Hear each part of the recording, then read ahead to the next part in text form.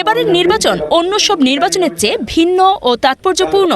ফরিদা আক্তার, বিস্তারিত দেখুন ঝালকাঠি থেকে মাহিন খান রোমানের তথ্যচিত্রে। দৈনিক পূর্ব বাংলা।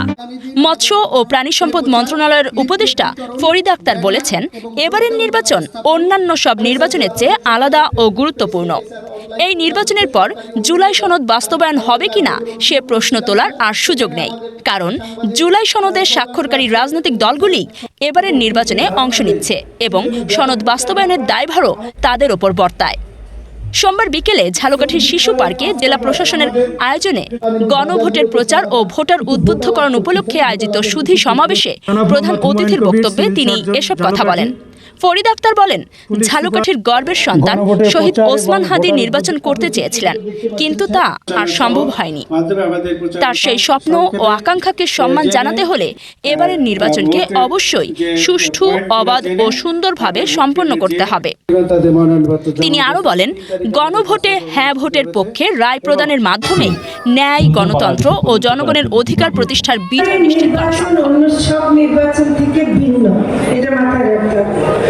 তাহলে সেই নির্বাচনের পর জুলাই সনদ বাস্তবায়নের জন্য দায়বদ্ধ কিনা এই প্রশ্নটা করা যাবে না।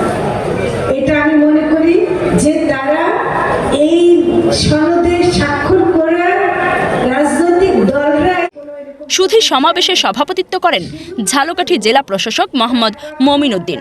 বিশেষ অতিথি হিসেবে বক্তব্য রাখেন police super Mizanur Rahman, civil surgeon doctor Humayun Kabir, জেলা নির্বাচন কর্মকর্তা জাহিদ হোসেন এবং জেলা ইসলামিক ফাউন্ডেশনের উপপরিচালক আলম হোসেন।